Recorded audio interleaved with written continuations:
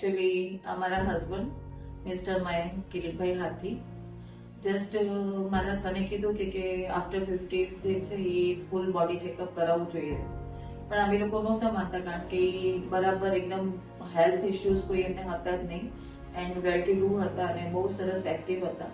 અમે લોકો સિરિયસલી નહોતા લેતા, પણ મારા સનના લીધે અમે કીધું એને ગમે એની માટે બોડી ચેકઅપ કરાવ્યું, ફૂલ બોડી ચેકઅપ.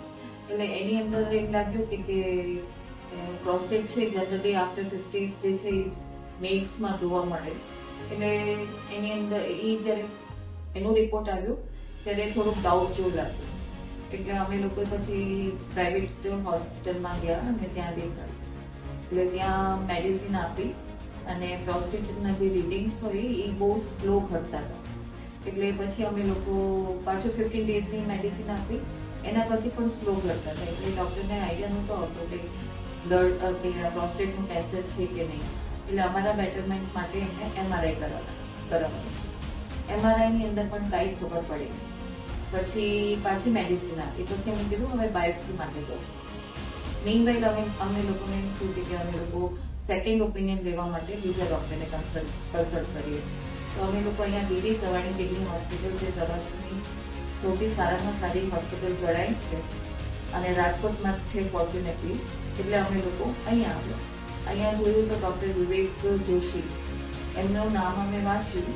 એટલે એમ મારા હસબન્ડને તરત સ્ટ્રાઇક થયું કે he is the most senior doctor kidney માટેના અહીંયા આ છે. એટલે અમે લોકો થોડાક બહુ વધારે અમે થોડાક રાજી થઈ ગયા કે ચાલો આપણને છે ને મોસ્ટ સિનિયર ડૉક્ટર મળી ગયા. અમે એમને મળીએ એટલે અમે એમને કીધું ક્લિયરલી કે અમે સેકન્ડ ઓપિનિયન માટે આવ્યા છીએ. એન્ડ દેટ ડૉક્ટર વિવેક જોશી ખૂબ હમ્બલ, ખૂબ ડાઉન ટુ અર્થ અને એ સમજે છે કે પેશન્ટની સાથે કઈ રીતે વાત કરવી જોઈએ. એટલી સરસ રીતે એમણે કન્સલ્ટ કર્યા અમને અને બહુ સરસ રીતે સમજાવ્યું. અને એમને મળીને પછી એમને કીધું બાયોપ્સી કરાવવું પડશે. એટલે અમને થોડું ગળે ઉતર્યું અને અમે લોકો બાયોપ્સી કરાવ્યું, પણ એની અંદર પણ કાંઈ નીકળ્યું નહીં. પછી એના પછીનું છે ને અમને રિપોર્ટ કરાવવાનું કીધું. એ અમને થોડુંક વાર એમ થયું કે આની અંદર ખબર નથી પડતી, આની અંદર એ ખબર નથી પડતી. હવે પ્રાઇવેટ હોસ્પિટલ હોય તો એમ થાય કે ચાલો આની અંદર કંઈક કમિશન જેવું હશે, પણ આ તો ટ્રસ્ટની હોસ્પિટલ હતી અને સૌરાષ્ટ્રની નંબર 1 હોસ્પિટલ છે. એટલે અમને થોડુંક તો છે ને ટ્રસ્ટ હતું જ કે અહીંયા એવું કંઈ થશે નહીં.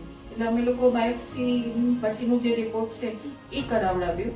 તો એની અંદર છે ને આવ્યું કે એમને સેકન્ડ સ્ટેજનું પ્રોસ્ટેટની અંદર કેન્સર છે. હવે એક આની અંદર હું તમને સ્પેસિફાઈ કરી લઉં કે જનરલી બીજા લોકો ઘણા લોકો એવા હશે કે 1 કે 2 રિપોર્ટ્સ કરાવે અને પછી છે ને કે કાંઈ નથી એમ કરીને એ લોકો હાથ ખંખેરી નાખે કે ના વી આર ટોટલી ઓકે. પણ અમે લોકો એવું કર્યું નહીં, કારણ કે નહીં તો પછી ફ્યુચરની અંદર છે ને ડાઉટ થયા રાખે કે કંઈક પ્રોબ્લેમ હશે. એટલે એ લોકો થાકી ગયા અને પછી એ લોકો નથી કરાવતા. અમે લોકો હાર ન માની અને અમે કરાવતા ગયા. છેલ્લે અમને ખબર પડી કે હા ભાઈ કેન્સર છે. એટલે જે ડૉક્ટર જે સજેસ્ટ કરે એ તમારે કરવાનું. અને પછી અમે સજેસ્ટ કર્યું કે અહીંયા છે ને રોબોટિક સર્જરી થાય છે. એ શું છે આની પહેલાં અમને નહોતી ખબર. ડૉક્ટર વિવેક જોશી અમને સમજાવ્યું કે રોબોટિક સર્જરી શું હોય છે, એના બેનિફિટ્સ શું છે, એના એડવાન્ટેજીસ શું છે. પછી હવે અહીંયા કરાવો કે અમદાવાદ કરાવો, કારણ કે જનરલી મેટ્રોપોલિટન સિટી છે અમદાવાદ, તો લોકો ત્યાંનું વિચારતા હોય છે અને કે ત્યાં વધારે સારું હશે. પણ એવું નથી કે નાની જગ્યા હોય. આ રાજકોટ એનાથી નાની છે, અહીંયા પણ ફેસિલિટી છે, તો આપણે એનો લાભ લેવો જોઈએ. અને જ્યારે ડૉક્ટર વિવેક જોશી ગયા અમેરિકા અત્યારે, તો ત્યારે એ સજેસ્ટ કરતા ગયા કે તમે લોકો કોઈ અહીંયા કરાવજો. એટલે કોઈ ડૉક્ટર છે ખોટું સજેસ્ટ ન કરે. એટલે એમના પછી ડૉક્ટર સુનિલ મોટેરિયા, તો પછી અમે એમને કન્સલ્ટ કર્યું. He is also very humble and very nice doctor. અને અમે એમની દરેક વસ્તુથી અમે એમના પોતાના પ્રાઇવેટ હોસ્પિટલમાં પણ ગયા, ક્લિનિકમાં પણ ગયા હતા. ત્યાં એમણે અમને બધું સમજાવ્યું. એમણે બહુ લાંબો ટાઈમ અમને આપ્યો, બહુ ડિટેલિંગમાં અમને સમજાવ્યું. વી વર ટોટલી સેટિસ્ફાઈડ અને અમને એમ થયું કે હા અમે એમની પાસેથી કરાવીએ.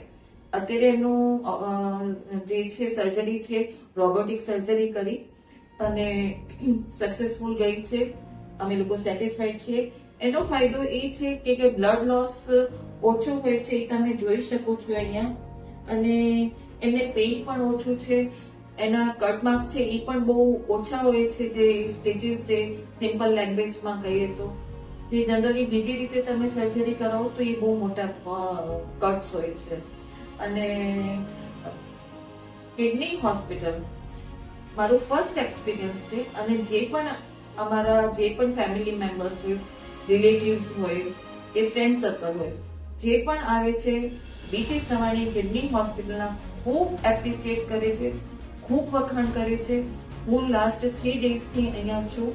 ખૂબ ક્લીનલીનેસ છે, દિવસમાં 3 થી 4 વખત ક્લીન કરવા આવે છે. એસી છે, આ તમે રૂમ જોઈ શકો છો, બિલકુલ ઇનકન્વીનિયન્સી નથી.